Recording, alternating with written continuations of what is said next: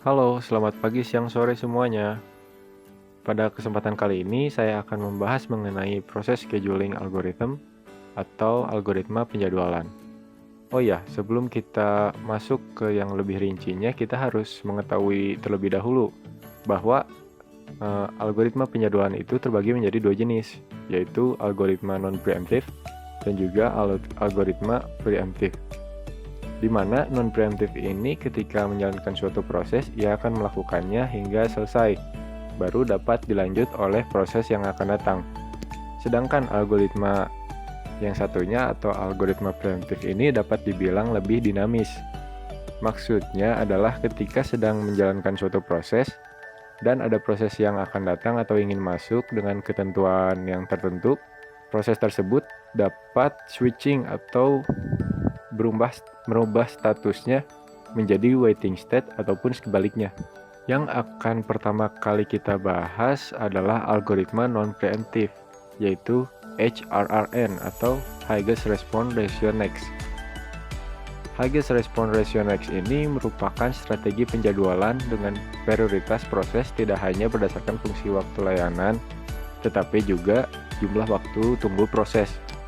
Begitu proses mendapatkan jatah pemroses, proses berjalan sampai selesai. Prioritas dinamis HRRN ini dihitung berdasarkan rumus, yaitu rumus prioritas. Nah, waiting time ditambah burst time dibagi burst time, atau waktu tunggu ditambah waktu layanan dibagi waktu layanan. Nah, ketika ada perhitungan yang sama, maka akan diterapkan FIFO atau first in, first out. Karena waktu layanan muncul sebagai pembagi, maka job yang lebih pendek berprioritas lebih baik. Karena waktu tunggu muncul sebagai pembilang, maka proses yang telah menunggu lebih lama juga mempunyai kesempatan lebih bagus. Disebut HRN karena waktu tunggu ditambah waktu layanan adalah waktu tanggap, yang berarti waktu tanggap tertinggi yang harus dilayani. Berikutnya ada contoh dari kasus HRRN. Di sini, pada tabel yang pertama adalah tabel yang prosesnya tersusun. Nah, pada tabel yang kedua, di sini proses sudah diurutkan berdasarkan kriteria yang dibutuhkan oleh HRRN itu sendiri.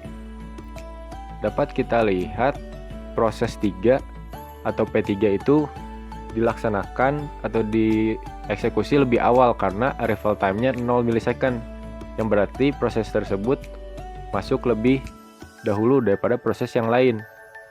Setelah proses 3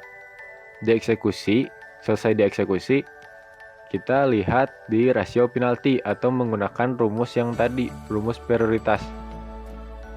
Nah, pada akhirnya kita melihat hasil yang lebih besar.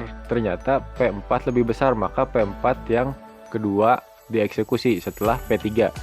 Nah, setelah P4 selesai, kita lihat rasio penaltinya lagi antara P2 dengan P1.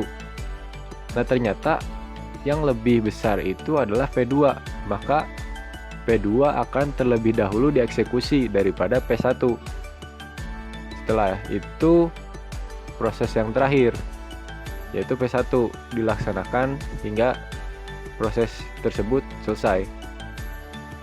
Nah, pada akhirnya chart yang dapat kita dapatkan adalah P3 dilaksanakan terlebih dahulu dengan burst time 5, dan juga P4 dilaksanakan kedua dengan burst time 2, dan juga P4 dilaksanakan ketiga dengan burst time 8, dan yang terakhir P1 dilaksanakan terakhir dengan burst time 10.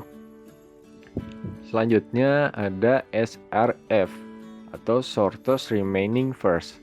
Pada algoritma ini, proses dengan waktu pemrosesan terendah yang akan terlebih dahulu dijalankan, walaupun proses tersebut baru sampai di antrian proses. Selain itu, jika ada proses yang sedang berjalan, dapat juga diambil alih oleh proses yang baru datang dengan syarat memiliki waktu pemrosesan lebih sedikit.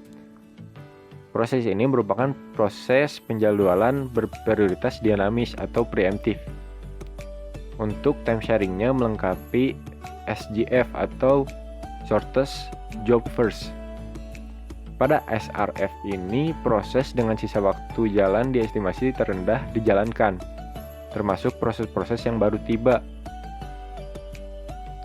Nah, pada SJF begitu proses dieksekusi, proses dijalankan sampai selesai kan? Nah, berbeda dengan SRF. SRF proses yang sedang berjalan atau sedang running dapat diambil alih oleh proses yang baru datang dengan sisa waktu jalan yang diestimasi lebih rendah. Nah, jika kita melihat pada contoh ini, proses G tiba lebih dulu dari proses yang lain, maka akan diproses lebih dahulu. Lalu, ketika sampai 2 milisecond, proses H muncul dengan lama eksekusi lebih cepat dari proses G, maka proses H masuk menggantikan proses G, dan proses I tiba pada 4 milisecond. Namun jika kita melihat pada lama eksekusinya lebih lama dari proses H, maka proses I diabaikan. Setelah proses H selesai, proses J masuk, dan proses begitu terus-menerus berulang dengan memprioritaskan proses dengan lama eksekusi yang lebih rendah. Pada akhirnya jumlah PA-nya adalah 40 dengan rata-ratanya 10. Sekian dari saya, semoga ilmu ini dapat bermanfaat.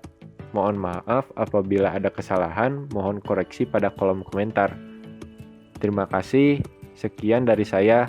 Wassalamualaikum warahmatullahi wabarakatuh.